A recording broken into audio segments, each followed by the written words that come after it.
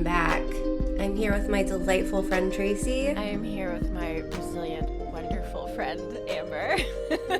Says this because I'm getting over something. I sound a little nasally, but we are the Road to Tarvalin. Not going to be talking about Wheel of Time today. Nope. We are back on our BS with House of the Dragon. And it's keeping it real, starting off episode 6 with another birthing scene. I liked it. I was not expecting it. I like that they kept it. Okay, I haven't had a child, but I feel like this was a lot less flowery as you see it in daytime television, where it's like, woman has baby, screams for 10 seconds, baby comes out, and then she's back to being pencil thin and dab the sweat away, and she's ready to conquer the world. Yes, queen. This was intense. Very real. I think one of the things that really got to me was the exhaustion in her face and her voice when she's like, I can't. Like, that was me giving birth to Arthur. Like, I was so tired. I napped in the middle of my labor. Sometimes you just gotta take a nap, man. Like, quick 5-minute power nap, and then, like, we were back on the road. But I think that's another aspect of it that doesn't get shown. Like, you get the screaming, you get the blood and blah blah blah, but like just how physically, emotionally exhausting it can be, even in like as you're supposed to be in this moment where your body's like jacked with adrenaline and hormones. Just that I am exhausted. Yeah. And then the audacity of Queen Alicent being like, I want to see the baby. Can you imagine someone being like, oh, like, you don't even get to have a moment with your child. Someone's going to come take it away from you. The nerve. Immediately.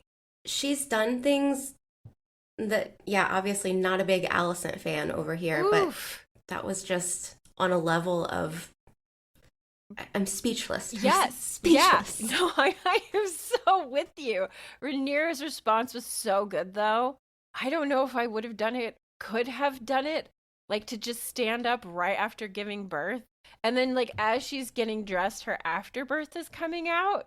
And, like, the midwives and everything are like, oh, pause for a moment. Yeah, she just stands there, and then the sound effects come, and then we're walking. Walking. Blood trail and all. Oh, that was my... Yes. I thought that was pretty ingenious. I mean... Like, if you hadn't gotten enough yet, like, we're just going to throw a blood trail down. And I wonder how long that was there for, because in the last episode, there was a big blood pool, and they're like, nope, we're just going to get married now. Just don't look over here at the bloody floor. I wonder how long. Is this really why it's the Red Keep? They just never clean the blood up? No. Always bloody. Always bloody. I thought it was a really symbolic scene when she's like, I'm the one bleeding. I'm the one, like, that has gone through all of this. I feel like I should have a say-so in some of this. And it's, in some ways, I feel like it's not just for Rainier. I don't feel like it's just for Game of Thrones. This feels kind of weird. I feel validated as a woman from that scene. Good. Does that? Good. No, like, totally. And I think that's... I mean, I'm assuming that's what they're going for. I hope so. I'm sure, like, there's that want to include something shocking because this is House of the Dragon. This is HBO. So if they get the opportunity, I feel like they're going to do it. But at the same time, it's a bit refreshing to see them kind of like, it doesn't have to be just, noses falling off and people getting their heads bashed in. Like, this is also shocking. Yeah, absolutely. So I know after the first couple episodes, I was like, not crazy about the way things are going in the direction that's being given. And now I feel very differently. Like, the last few episodes has really kind of been refreshing in some ways with the direction that it's taken. And I don't feel like everything about it is going to be predictable. And, I had worries. Like, we're dealing with a lot of new cast members at this point, too. So there was definitely a concern that, like... That, I think, is, like, my only criticism of this episode. That it was a little bit jarring in some moments because I'm trying to learn all of the names, all of the new faces, who's who. Yep. Especially when we move to Damon and Lena and they're meeting with a Pentoshi man, I think. And I'm like, who's this guy? Right. What's going on? What about the stepzones? What about the triarchy? I have no idea what's going on. Thank Help! you. Help! I was in the same spot. I'm glad I wasn't the only person confused. I even made a note on it. I was like, did I miss something? I'm feeling very confused here. All the acting was really great. I wouldn't put this episode at my number one of the season. No. But still, like, great portrayals by all the actors and actresses. Yeah. Okay. I guess we'll move on because if I talk about it now, I'll get stuck on it for like way too long. So I'm assuming all Allison wanted with this whole maneuver was she wanted to check the baby's hair color, right? Okay. That was how I interpreted it. It took me a minute to catch that, though. Yeah, I really didn't even think about the fact that, like, she's checking for the hereditary status of the child that has just been born. And she wants to see the baby immediately because I'm guessing, like, Why is she so obsessed with Rainier's sex life? Like, it's okay. I think I have an idea on that as well. So tell here's me. Okay. I'd love to. Okay, so my guess is Alicent wants to somehow prevent any kind of trickery from happening. Like, she says to the king a little bit later on, you know, like, once having one child with like dark hair is maybe an accident, but 3. And I didn't really get what she was like trying to get at with that, like, let me see the baby immediately, until she makes that comment to Lionel. And she's like, keep trying. Maybe one of these days, one of your kids will look like you. And I was like, oh, she thinks the baby's a bastard. Yeah.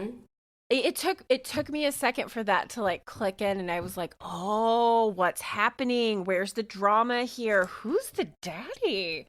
I guess I'm just not quite sure like how to figure out, like, I guess understand what Alicent's motivations are because you would think she wants to keep her family safe. And she's going out of her way to put them in danger right now. Yes, I agree with you.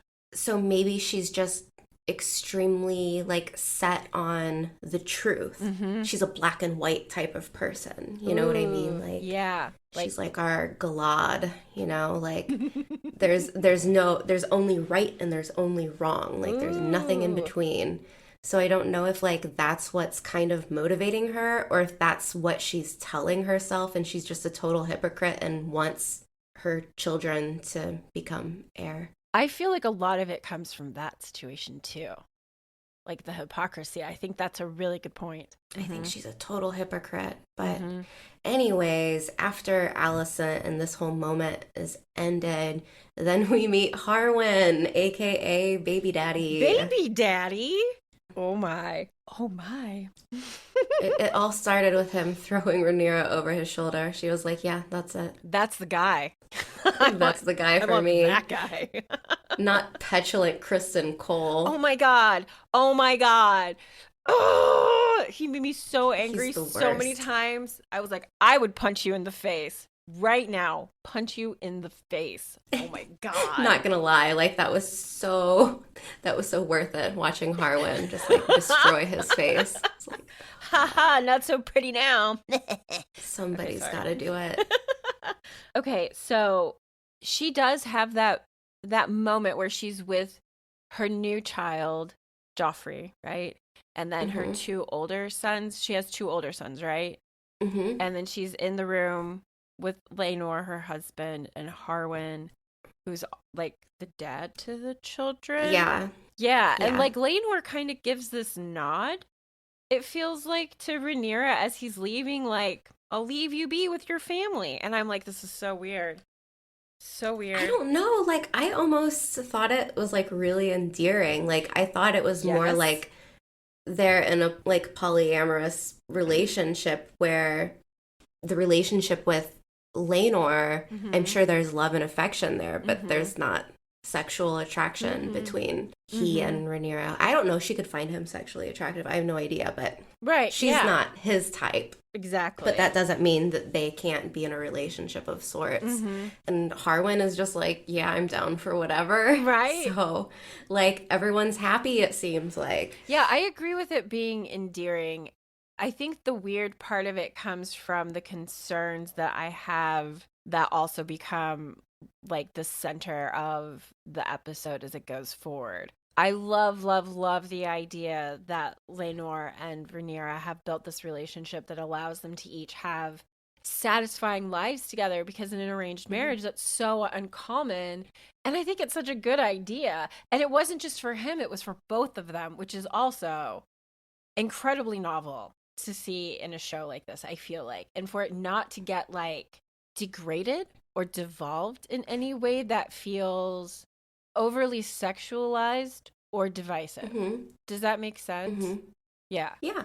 So I like it too. I'm with you. Like, I do feel like it's endearing. I just have big concerns about what's going to happen. Repercussions. Yeah. Yeah.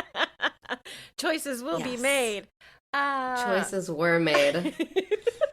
I didn't have a lot to say about Harwin in this moment. It was like, okay, he's the dad. This is nice. And then we move to the dragon pit where I'm like, hello, Jurassic Park moment. Like, I'm here for it.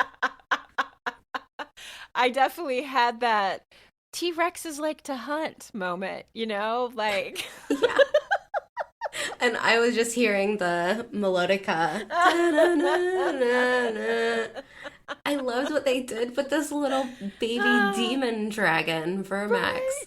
He was so scary. He was even scarier than the big ones. Like, the big ones have this, like, regalness, and here's this little demonic, like, velociraptor, and I'm like, what? It's kind of creepy. It's really creepy. Yeah. I don't know what makes it so different from the other ones. I don't necessarily know if it's the size. It's the movement. It was like how possibly. It was walking, too.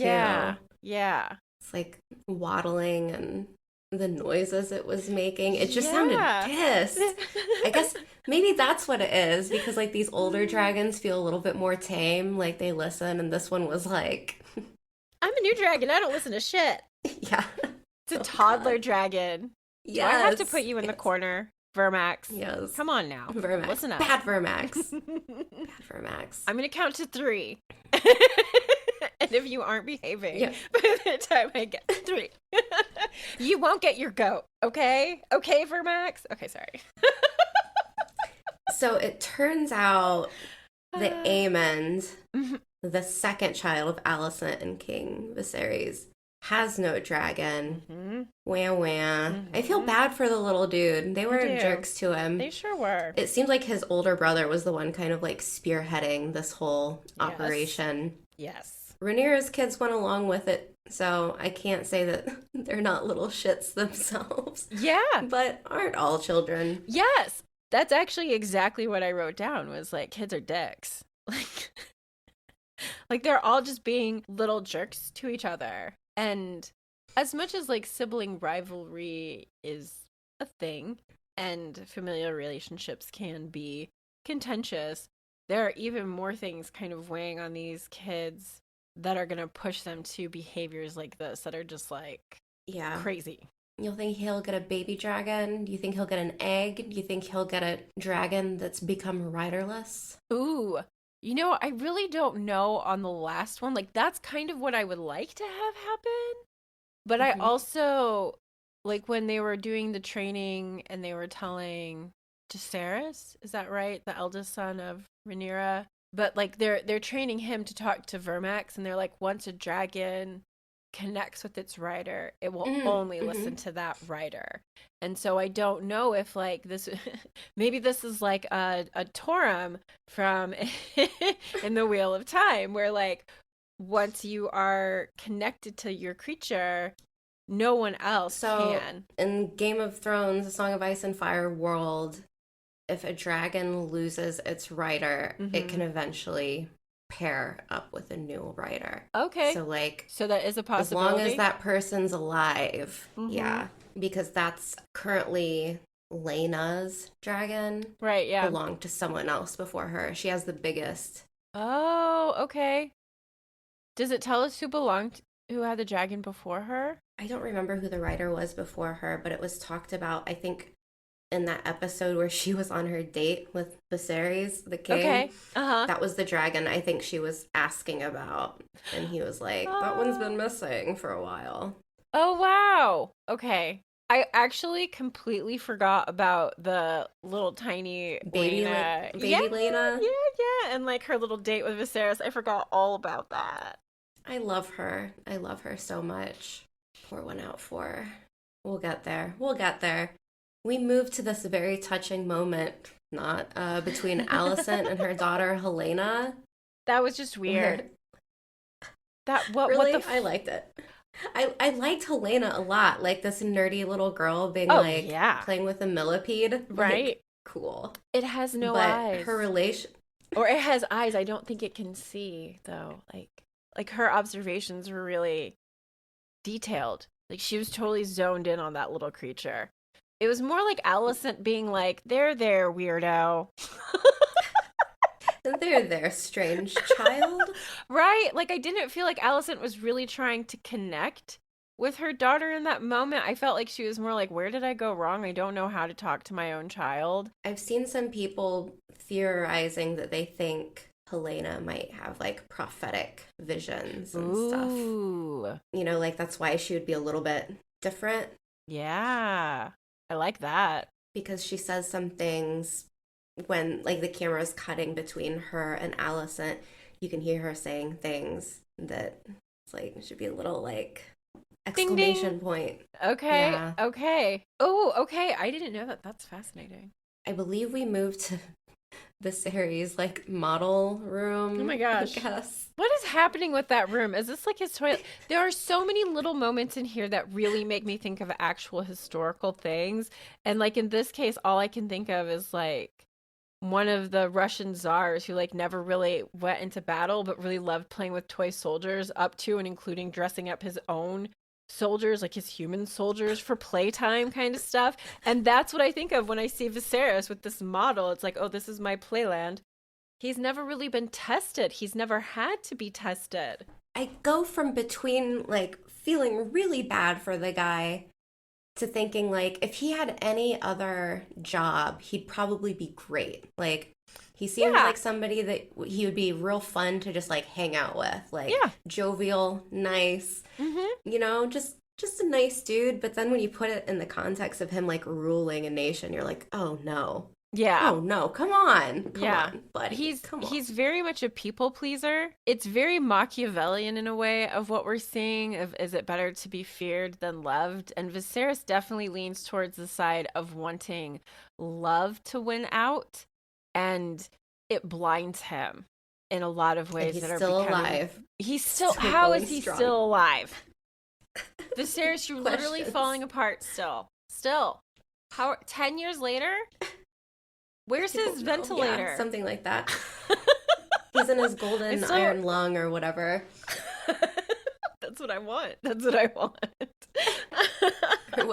we say? A golden... hermetically sealed chamber or something like that. Like, yeah, so this is where we have, like, the confrontation between Viserys and Alicent, where she's like, Viserys, your grandchildren are bastards. Yeah, no repercussions for that. In an earlier episode, that Lannister dude was like, that was like sedition, you know? He was like, he went off, but now all of a sudden, like, people can just say stuff like that out loud and it's fine. Totally fine.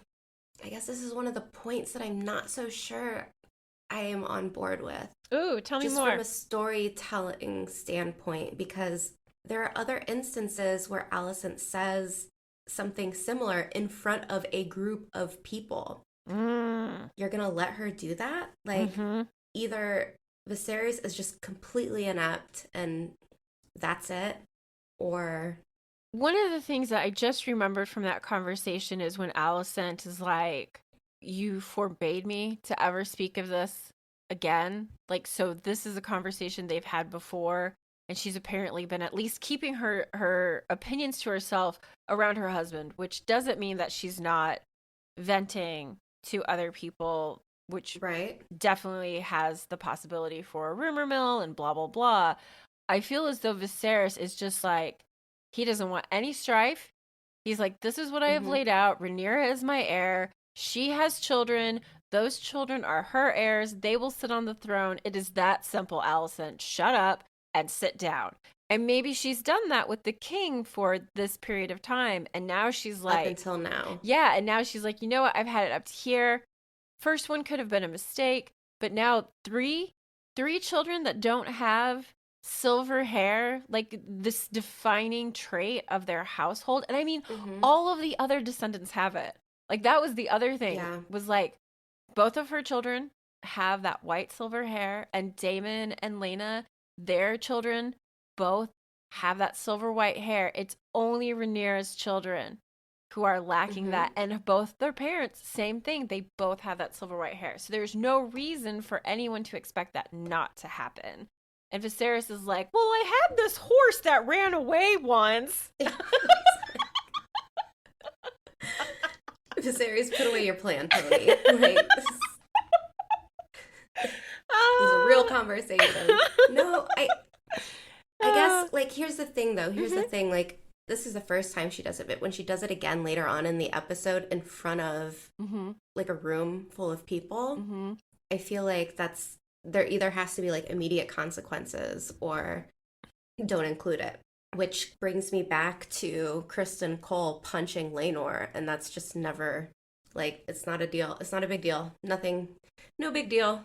No big deal. Good point. Like, that was something you had been looking for from the end of the last episode, was to see what happened to him, and apparently nothing? Yeah, so Lionel Strong gives up his position because Harwin punches Cole. And then that was such a big deal that that's one of the reasons, but that's such a huge thing that it's like, we leave King's Landing now. Like, I move my whole family out of here. There were other reasons, obviously, but that's the reason he gives. There were more consequences for the City Watch guard to punch a King's Guard than it was for a King's Guard to punch a prince. Yeah. I just think that that's a little... I don't know how you could fix it. I don't think you can now. Without Kristen Cole, just like he said, being gilded and tortured, killed, whatever. Yeah. Because I think that's just like the one thing where I'm like, man, if you would have just made that a little bit tighter, I probably would have not questioned other things. But now I'm questioning. No, it's not like I'm like, deal breaker, I'll never watch this show ever again. Because I think this episode was really fun. Yeah, I enjoyed it. Alicent's walking with Kristen Cole, and she's saying, she's flaunting her privilege of inheritance without shame. And she says, at some point, honor and decency must prevail or will prevail. So she really sees herself as a judge, jury, and perfect person, huh? Yeah. She's the decent one. She's the honorable one. Absolutely. But here she is walking here with Kristen Cole, who is dishonorable and indecent, if you ask me. Agreed.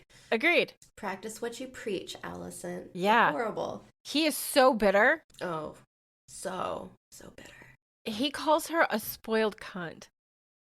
And I was just like, he's saying that against the heir. Yeah. Like, saying things like that against if someone the overheard heir, that, yeah. Geld him. No, I'm kidding. I'm not for gelding, I promise.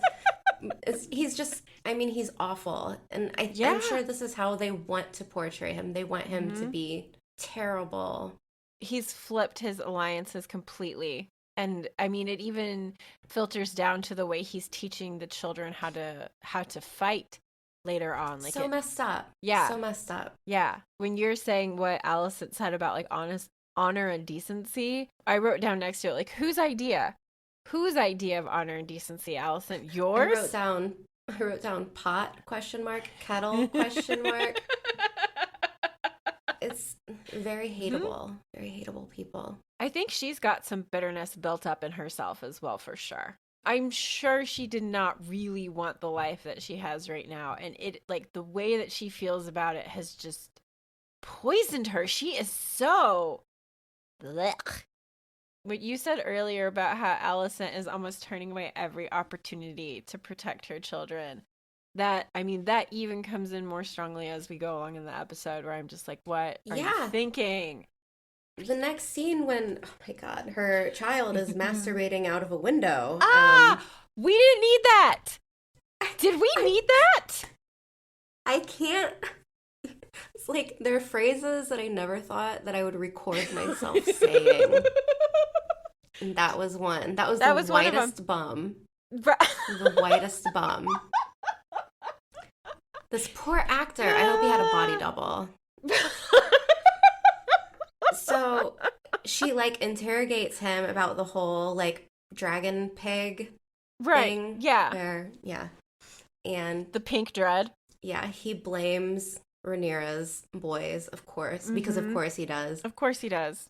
This is where she, like, sinks her claws into him, and she basically does what her father did to her, and she's like, yes, you're gonna die if you don't, like, get it together and realize that you are the true heir. You will be the king. Everyone knows you're supposed to be king. You will be king. You are the challenge to your cousin's rule and blah, blah, blah, or whatever they are. I don't even know how they're related, truth be told. Let's see here. It's the thing that gets me about this situation is how Alicent is, like, basically force feeding these ideas of violence and division.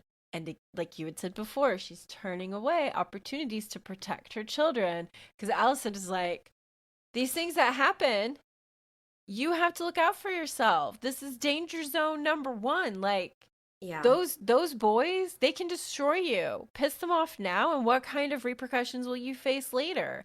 By the way, you should maybe just kill them. Alicent is awful. Alicent is awful. They're pawns in her game now. Yeah. It has to be really difficult in the situation that she's in to be a loving mother, the way that we would think about mothers more in a more modern aspect and everything. And that has to have, like, just drastically affected her children as well. Like, there's really just nothing that feels encouraging about her. She's just like death and destruction, and you're supposed to be king next. It's nearly impossible for me to take, like, you know, the lens of, like, current life and not see her terribly because of our customs and ideals now. Yeah, but it's true. Still, like, I'm just like, I can't. Sorry. No, I get it. I was just really, really upset about, like, there's this opportunity to create bonds, and instead she's, like, creating cracks. Yeah. That, again, is something we see current day. So that scene was, like, really difficult for me. And don't ever barge in on your children. Just don't. Yeah, and that's, knock on the door, guys. Right? HBO. That was unnecessary. That was unnecessary. I'm sorry. It was poor pedestrians. I mean, what the fuck was that kid doing? They do not ask for that. Can you imagine? You're like, that was a big bird. All I can think of is he has an entirely different appreciation for architecture than we do. Right. Look at that dome ceiling. Look at the spire. Oh, that was so bad and so good at the same time. Okay, yeah. That scene was upsetting. But I think we can probably... Oh, we can move on to the next scene, because this is the next scene when, like, Damon and Lane are like, that was so good. That was really good. It was almost like they were trying to do, like, good PR with Damon. It was like, he's the new and improved Damon. Like, look at him on his dragon with his new wife. Aren't they cute? And he, like, does this, like, gesture. Did that one gesture where it was like, dun da da da, like he's welcoming her to the stage. My wonderful wife on her giant dragon. And then, like, the people down there, like, the onlookers are, like, cheering, like, hurrah! I cheered. I loved it. I loved it. And I think, like, that might be the first time in a scene with Damon where I genuinely liked him. as a likable character as opposed to liking him because he was being awful. Yeah, like he's awful. He's terrible. But in that moment, I was like, okay. She humanized him, Yes. like Yes. I was like, this is actually not a bad match. she's effortlessly cool. Like Right? she is just the coolest girl on this show. Here in 5 minutes, gone in the next. Like, right? damn it. Damn it. Damn it. We should expect that with Game of Thrones. We should always expect to have characters that we are enjoying and liking and getting attached to be ripped out. But couldn't we have had it for at least one likable more characters? Yeah, like, one more episode. All our likable characters gone. Keep dying. Harwin gone. Right. Lena, gone. What was the name of his wife in the Vale? Damon's first wife. Gone. Yeah. Gone. Gone. Bullshit. HBO thing. Stop taking all the good characters off the show. It is truly painful. Although I am liking Rainier more than I expected to. That I'm kind of surprised by that. It's time to rip your heart out and stomp on it. I feel like so many of these characters they're not even gray characters. They're just like awful, and this is what I was talking about the last episode that we recorded about this, is I was missing, those characters where I was like, they're just good. And I think right now, like, that's what House Valerian was for me. Like, they're just this, like, hope of, like, people that are good in this show. But how long will they last, Not long, apparently. I ended up reading up until this point in Fire and Blood. And really? Like, oh, my God. Maybe, you know what? I should make a note to order that book. Are you enjoying it? Would you like me to send you the PDF? I skipped everything up until, like, the current characters. Okay. Because, like, I don't care about their great-grandparents or whatever, but it reads like a history book. It's not, like, the most enthralling thing. Okay. But I stopped here because I know that there's some crazy stuff that's going to happen, and I don't want to spoil it for myself. Yeah. But at the same time, I still know who ends up with who because I've seen the family trees. So, like... So you're partially spoiled? Yeah. Maybe I won't add it to my reading list then. Maybe I'll just hold off on that and just keep watching the show and enjoying it as is. So when we go back to Damon and Lena, they have this moment with this Pentoshi guy. I don't know what his name is, whatever. Prince Parmesan Reggiano.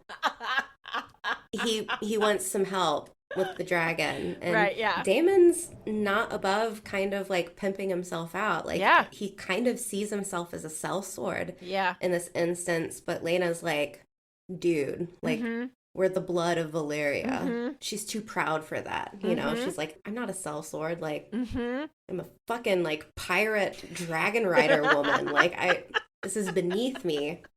And it's beneath you. Yeah, I really liked Damon's response of Valyria is gone. Like, you don't belong anywhere. And I was like, ooh. That's exactly what I was just thinking. Yep. Good writing. Good.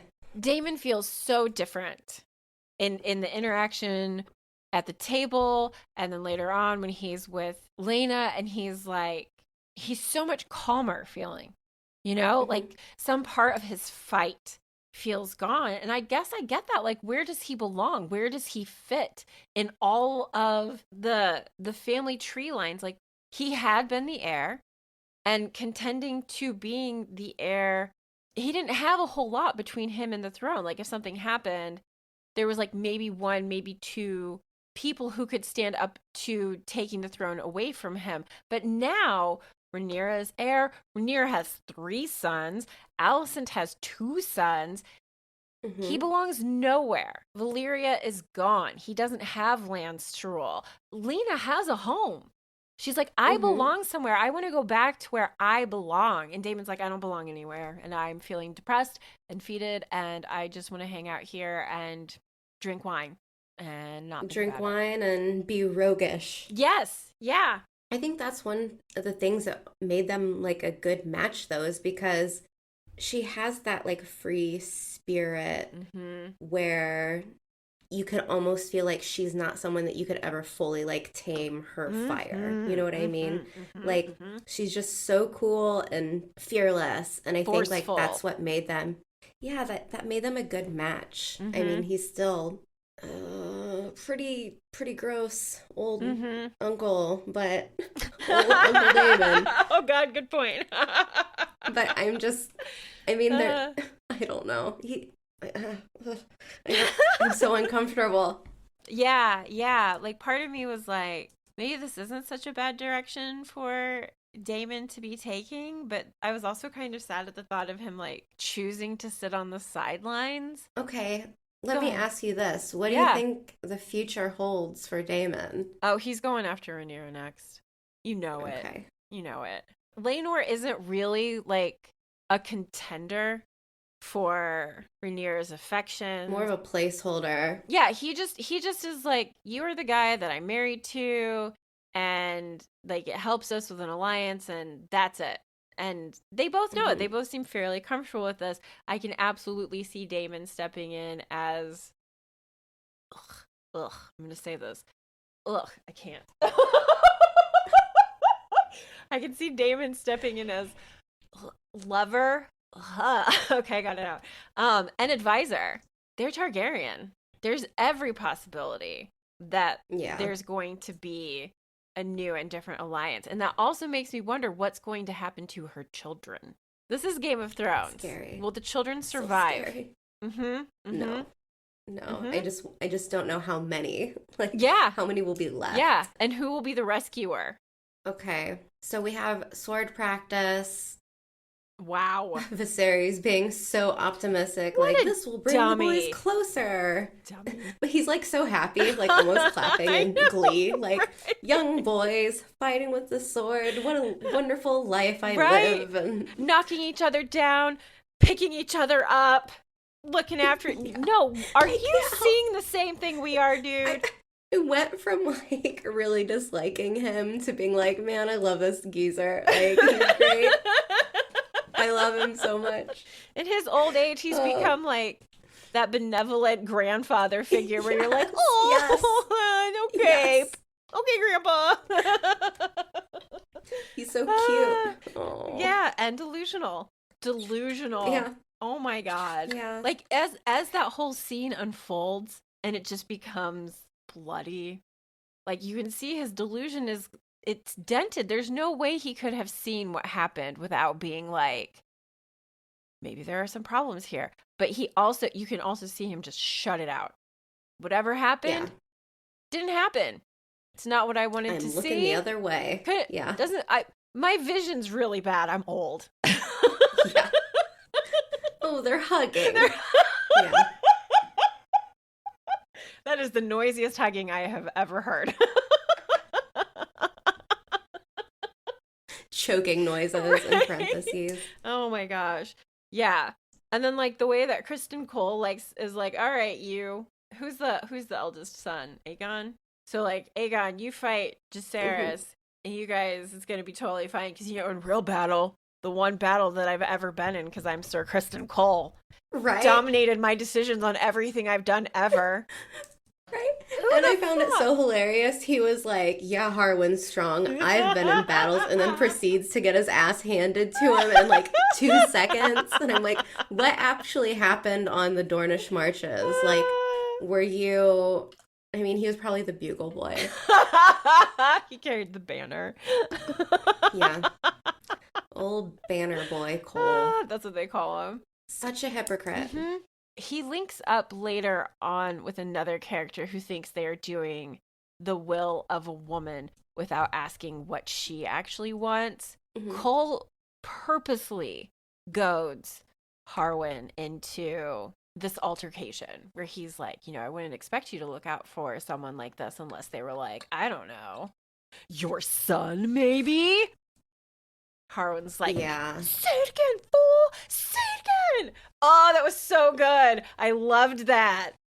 The line that, like, for me, where I was like, ooh, that's good, is when he's telling Harwin, he says, because Harwin, like, pulls the prince up and kind of, like, pushes him out of the way because he was about to wail on Jace, I don't know. I'm confused with all the names, Yeah, that's but fine. regardless, he says, "You forget yourself strong. That is the prince." After he did the exact same thing last episode. Yes. I'm like, hypocrite. Yeah. Hypocrite, did he just really say that? Yeah, I'm glad you brought that up because I had thought about it when we were talking about it earlier, like the repercussions of what happened, what didn't happen.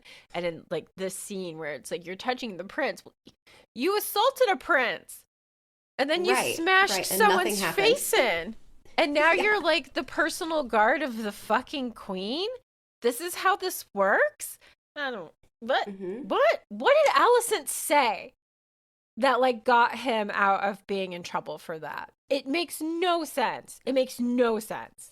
She was on the dais. She couldn't even see anyways. Yeah. Like no one there could. Everyone was standing up. Like what's going on? Yeah. It's little tiny plot holes to poke at. The potholes that I fall into and can't get myself out of to figure out what's happening in this show sometimes. There. So, yeah, Lionel eventually confronts Harwin. Rainier is eavesdropping. Yeah. I think she knows it's about time to GTFO. Agreed. I couldn't remember like where exactly this fell into, but like we'd been talking about like details of childbirth, and there's a spot here someplace where like someone hands her something to ease the pain of her aching breasts from her drying breast milk, and I was like, good job guys. Yeah. And she's like, it'll help in a few days, it'll be better. I'm like, yes, that's right, it takes a long time to recover from childbirth. Thank you so much for continuing to include it as part of this episode, you know? It almost felt like a day in the life episode. And I guess maybe that's why it felt jarring. Like, not so much the time jump, but in other episodes, it looks like throughout the episode, it could have been like, well, this is like 6 months later, where this felt like it was one day. Yeah. Of like all hell breaking loose. Yeah. Ooh, that's a good point. A day in the life. Yeah. And it is chaotic. We move to a scene with Rainier and Carl. Carl's cool. War is afoot in the Stepstones. Yep. I still have no idea what's going on between Dorne, Triarchy, Stepstones. Maybe we'll get more information later. I hope so, because I don't know. I don't have a clue. Yeah. Rainier wants to get back to the sea. It's a pirate's life for him, I guess. And Rainier is like, rumors against our family. And she commands him to stay in King's Landing, and he's like, cool with it. I was just gonna say, she doesn't really leave him with much of a choice. And I mean, he's being kind of a dick about this. Like, he's basically saying to her, I'm gonna jump ship. Like, things are getting super bad and I don't really want to be around for it. And I think he says like, a wise sailor leaves as the storm is gathering or something like that, because I think Rainier kind of repeats it to him again later on after she makes other choices. While this scene was happening, I was like, God, Rainier, you're just being a dick. And like, I understand Rainier being like, you can't leave. You can't leave. Like, we have to defend this together. If you leave, you make our entire family look guilty.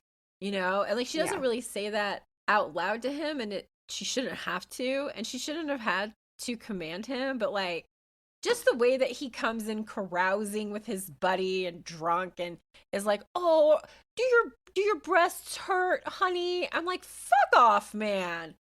She just had a baby like a day ago, and you're like being drunk homeboy coming in like all loud and noisy, and she's still in pain. How rude. I almost saw that on like a spin on, I want to say like the 40s, like, you know, like the man comes home from his consulting job and they've all been smoking cigars and partying in the office because Dave had a baby, you know, like. While Dave's wife is like, oh, fuck my life. This is the worst. Exactly. Yeah, that's how that felt. Like I said, there were so many moments in this scene where I was like, yeah, as a woman, I feel that moment. I feel it. Speaking of moments, this next moment, it was like, I almost was starting to like Damon a little bit, and I was like, oh, nope. We go to Helena with her daughter, and her daughter is like, I'm not allowed to stay here anymore because I don't have dragons. and she's feeling like she's the unloved child or that she can't stay there with them. And she said, Father ignores me. So I guess like she's the only one who doesn't have a dragon. And Damon ignores her. I was like, damn, cold-blooded. Yeah. Not surprised. Not surprised, but really unfortunate. In another scene, he's sitting with their other daughter practicing Valyrian with her. And I hate it when like parents do things like that, because it does happen where for some reason or another a parent chooses or can't help themselves. They click with one child over another. Right. And in this way, it's almost like he's like, well, you're not worth my time and attention because you don't have a dragon. And what a dick move. I shouldn't be surprised. Yeah. There is a mention where she's like, you spend your time here in the library reading accounts of dead dragon lords whose legacy you claim has no hold on you. Yep. What is he doing? Right. I almost feel like this is going to, like, is he looking for some type of prophecy? Yep. Is he digging for information on something? Like, is he lawyering up so he can plot on wife number 2? Like, what is going on? Yeah. He's not sleeping, so we don't know what's happening with that. And we don't know what he's researching in the library. I feel like it's got to have something to do with him looking for a way to reclaim power. Like, that's the kind of person that he is. That was my thought. Yeah. Okay. Council meeting. Rainier and Alicent spar. Rainier proposes a marriage between Helena and Jace. Yes. And when Cyrax has eggs, one will go to Aemon. Yeah. Why is Alicent there? I wanted to ask this question as well. Like, why? Why is she there? Why? Isn't this like the small council meeting, right? Yeah. Why is she there? And like they're like, there's this dispute that we're having, and she's like, I don't see how it's our problem. It's someone else's problem. I don't see how you're the most equipped person to talk about it, Alicent. And then the king is like, oh yeah, that what? sounds like a good solution, dear. Let's do that. And Rainier is like, no, hold on a second, guys. Or how much help he appears to need. Mm-hmm. Like, she's always fluffing pillows for him and pulling chairs. Maybe that was just how she got, like, herself she's like snuck into these needled meetings. Her way and now in. that she's now that she's there, she thinks she's has an actual part of this table. thing. Ooh, I bet you're right. Because like one of the spots that happens just a little bit after this, where she's like putting the blanket on his lap, and he's like, I don't need a blanket. Like, she's infantilizing him. If he's not already feeling like a fragile human being on the decline, she is certainly helping to feed that into his subconscious. And even if he feels fine, that's still going to get at him. That's still going to make him feel worse and feel like he needs her more than he probably actually does. But he's such a freaking people pleaser. He's like, oh yeah, Alicent, that sounds great. That sounds great, honey. Let's just make sure it's not our problem. Well, yeah, this is the point where when they leave that council meeting, that's when she says, like, how sweetly the fox speaks when it's been cornered by the hounds. I loved that line. But she said it in front of a group of people, like, that can hear her. Mm-hmm. Like, oh, yes, when you had been talking about that before, I forgot that I had wanted to mention this. How what she's talking about, this accusation that she has against Rhaenyra and the legitimacy of her children, and there is no repercussion for her bringing that up. In this situation, you're right. Viserys should have shut it down, and shut it down fast, and done something about Alicent continuing to, like, create those divisions, those fissures inside their family. Like, she's like this little spider. What Kristen Cole said about Rhaenyra should have been said about Alicent, where he was like, she's a spider waiting to poison her prey or whatever. That's what Alicent is doing. That's how she's raising her children. That's how she's talking to her husband, the king. And the way that Rhaenyra handles people is so different. It's so different. When she's having that conversation with Lionel, when he's like, I'm gonna go fight because I'm a knight, she's like, look, man, you have had everything I could give you. I have begrudged you nothing, and I am asking you for your help. She's so calm. She's so like, we had this agreement, we have held to this agreement, and it's really unfortunate, but now you're going to push me to a point where I don't want to be. she seems so calm and so tired. Agreed. I mean, this is where she eventually is like, yeah, we're going to Dragonstone. Done. Like, done. Out. I don't blame her. The way that Alicent treated her in that council meeting, when Rainier was like, wait a minute, guys, I have this really simple suggestion. Ask the peasants. They'll be able to tell you. Problem solved. Now we can move on to the next thing, and we've solved a problem. Rainier is a problem solver. And even though Alicent continues to slap her in the face, when she makes the offer of joining their houses, she's like, we were friends once. Do you remember that? We were friends, and we are now family.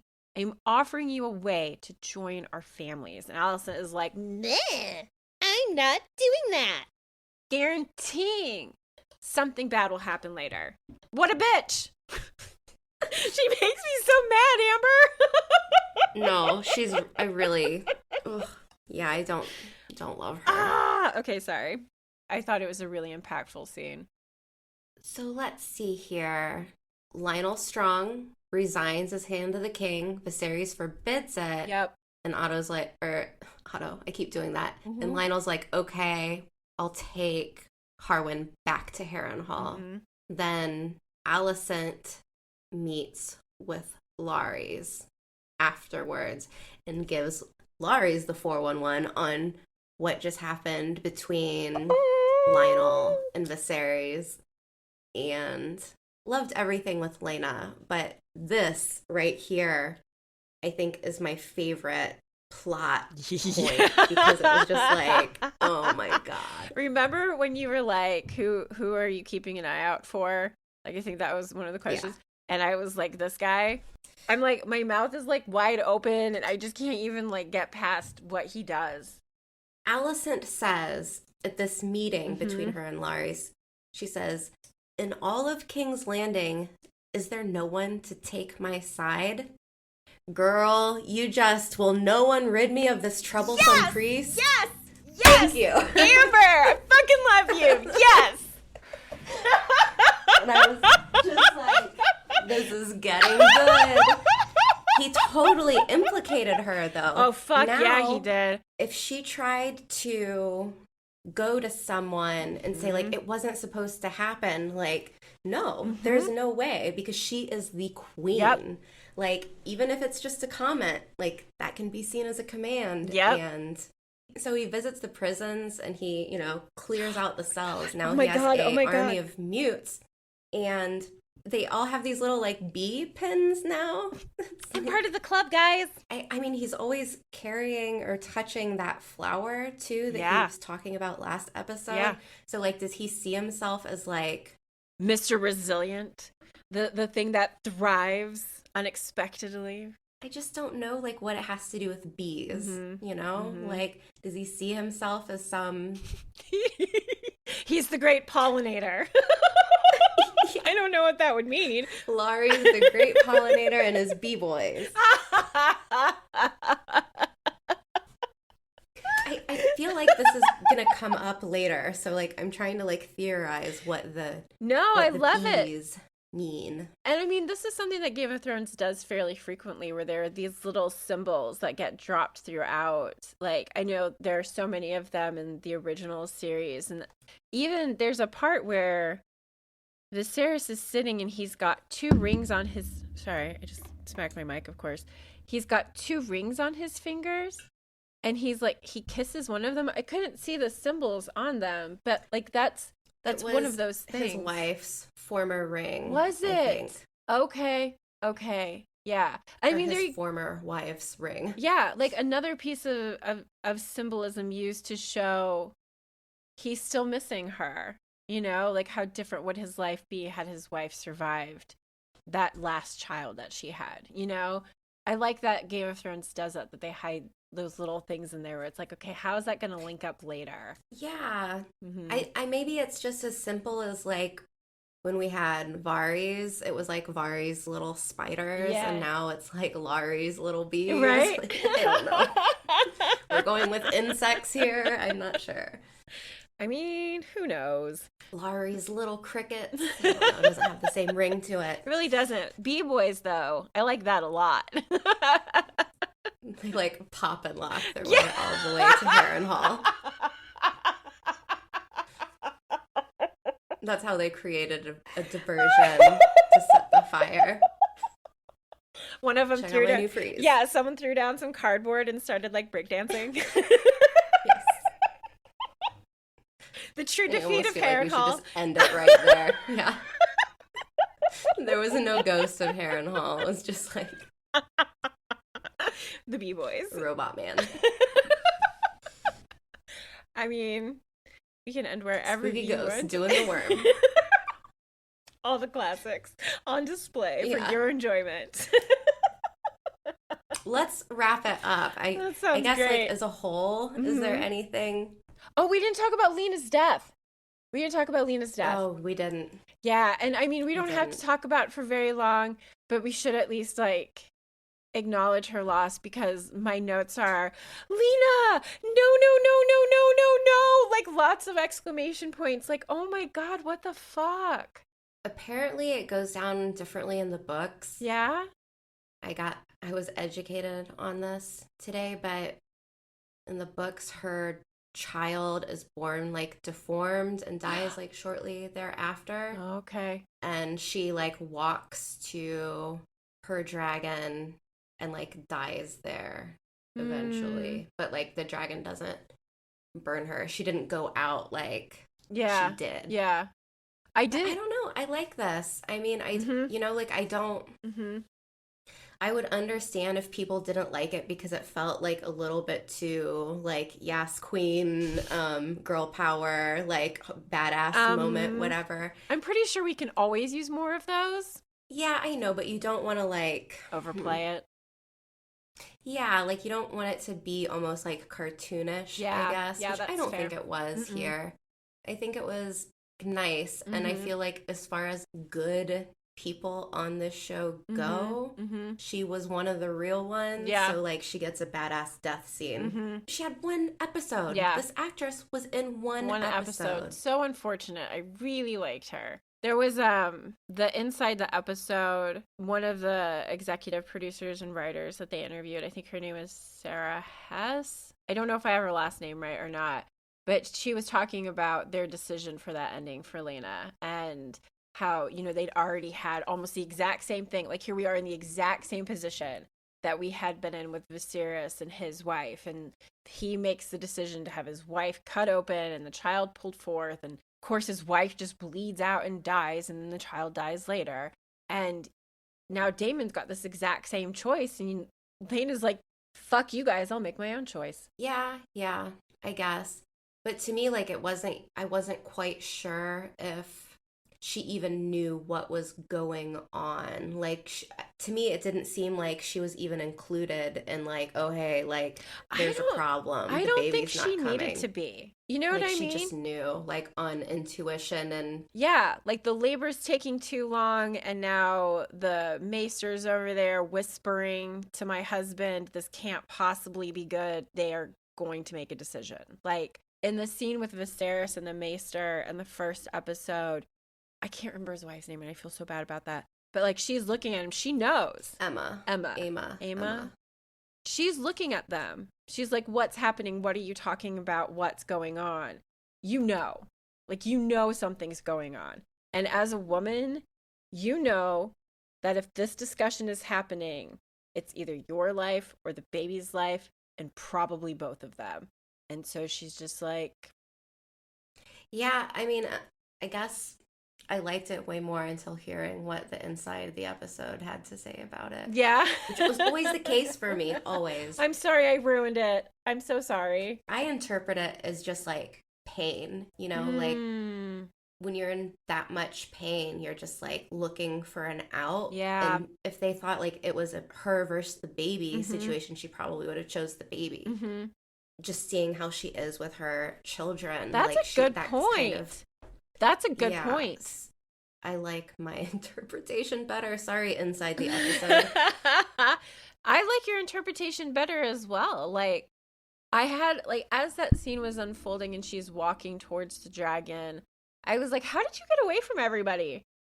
Didn't you just have, like, fast. 6 people looking over you, and now all of a sudden you're walking out towards your dragon? Like, it's not like he was just waiting out in the hallway for her. She like has to walk a ways away while in active labor that's not going successfully. Like, how did she get that far away without somebody being like, no, this is a terrible idea. What are you doing? Right. Right. Yeah. Oh man, that would, you know what? That probably would have been a much better way to do it though. Like, instead of her walking and being like, I'm going to go to my dragon, for Damon to be like, look, this choice should be yours.